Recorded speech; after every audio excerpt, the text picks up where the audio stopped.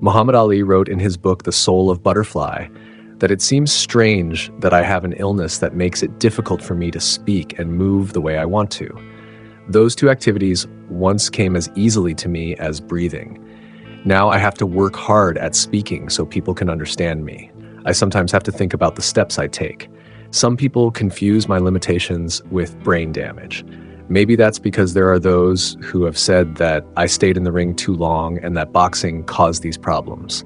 But that's not true. I would have had Parkinson's if I had been a baker. There aren't many boxers that have Parkinson's. And there are lots of people who have Parkinson's who've never even seen a boxing match, let alone been in one. Some people speak very loudly when they're talking to me, some very slowly, or both. I'm not hard of hearing, and my illness has not affected my ability to think and reason. I just move slower and speak softer and less often. But there's something that hasn't changed with time. I'm still pretty.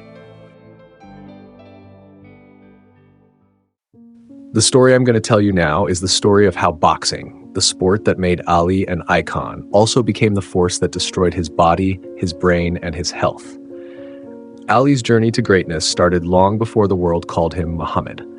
Born as Cassius Clay in 1942, he was a young, confident fighter who seemed untouchable. His speed was unmatched, his reflexes lightning fast. He moved like no heavyweight before him, floating across the ring with grace and precision. But even in those early days, he was taking damage that no one paid attention to. Ali's fighting style was built on movement. He danced around opponents, dodging punches with a slight tilt of his head, a shift of his body. But boxing is a brutal sport, and no matter how great a fighter is, no one leaves the ring untouched. Every punch, every jab, every blow to the head takes a toll. And Ali, for all his speed, was no exception. The first warning signs came early. By the late 1960s, Ali had already been in wars inside the ring. The fights with Sonny Liston, Henry Cooper, and Floyd Patterson all added up. He was young, he was fast, but the punches he took were not forgotten by his body. And then in 1967, his toughest battle came, not against an opponent in the ring, but against the US government. Ali refused to be drafted into the Vietnam War. He stood firm in his beliefs, but his decision cost him everything. He was stripped of his titles, banned from boxing for nearly 4 years, and left in exile. When he returned in 1970, he was still great, but he was not the same. The layoff had slowed him down. He couldn't dance for 15 rounds anymore. His once impenetrable defense was now filled with cracks, and that meant he had to take more punches. A lot more punches. The wars began. First, against Joe Frazier in 1971. The fight of the century, a brutal, punishing battle where Ali was knocked down in the 15th round. He lost that night, but the real loss was the damage done to his brain. The hits he took from Frazier, the repeated blows to the head, the relentless punishment, it all added up. And then came more wars. More punishment. The second fight with Frazier. The battle against Ken Norton, where his jaw was broken. The rumble in the jungle against George Foreman, where he used the rope-a-dope, allowing Foreman to pound on him for rounds before delivering a knockout. Ali won these fights. He became an even bigger legend. But with each victory, he lost something too. A little bit of his speed, a little bit of his sharpness, and a little bit of himself. But nothing compares to the war that took place on October 1975, the Thrilla in Manila, the third and final battle between Muhammad Ali and Joe Frazier. If the first fight was a war, this was an apocalypse. The two men brutalized each other for 14 rounds. Frazier's eyes were swollen shut. Ali, exhausted and battered, compared it to dying. He later admitted, "It was the closest thing to death I've ever known." The fight was stopped before the 15th round when Frazier's corner wouldn't let him continue. Ali won, but he left something in that ring, something he would never get back.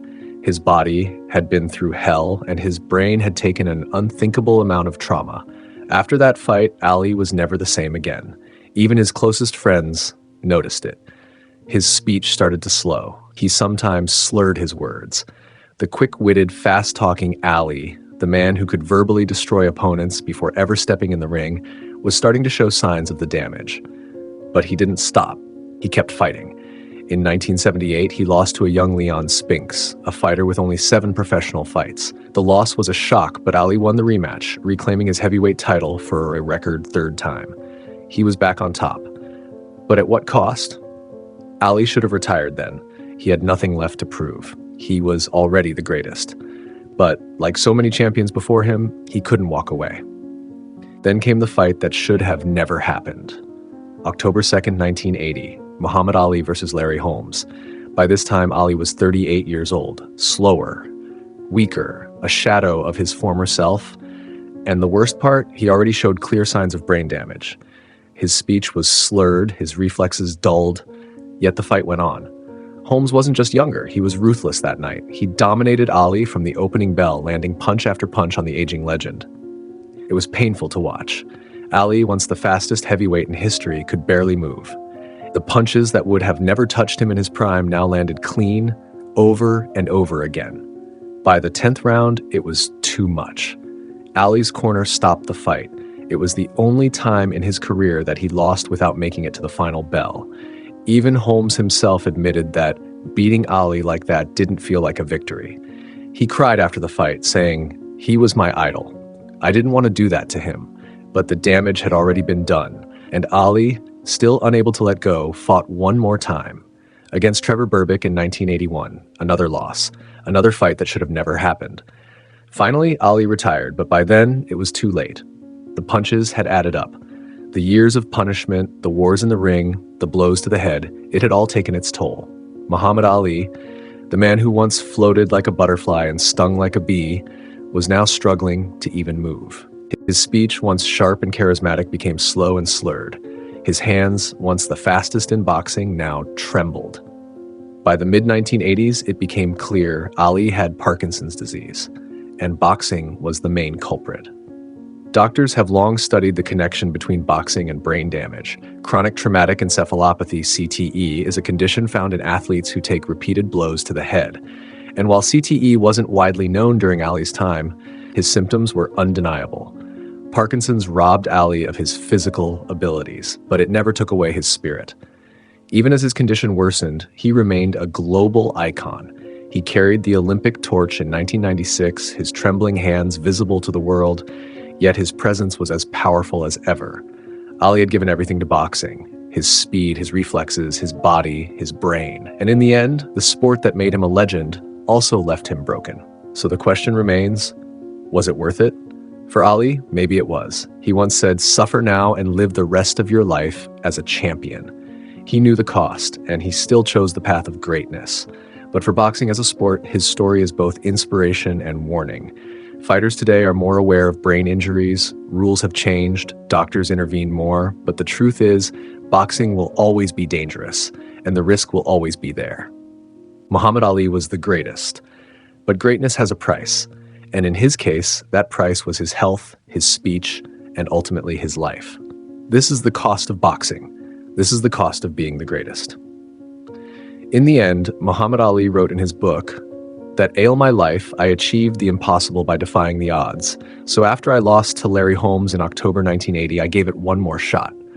I fought Trevor Berbick in the Bahamas on December 11th, 1981. I lost in the 10th round. Before the fight, I remembered telling the critics that I thought 40 was a fun age. Life was just beginning. Age was mind over matter. As long as you don't mind, it doesn't matter. After I lost my last fight, I had to admit that it was over. Time had finally caught up with me. I would later discover that I already had Parkinson's disease. Before that point, I could never really say goodbye to boxing, so boxing said goodbye to me.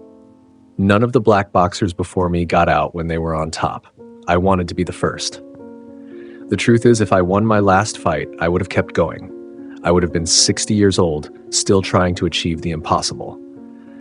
Someone wrote that I stayed in the game too long, and what I loved ended up destroying me. But if I could do it all again, I would do it exactly the same. Whatever I suffered physically was worth what I have accomplished in life. My heart told me one thing, and my mind told me another. And when I had to decide between them, I chose to follow my heart.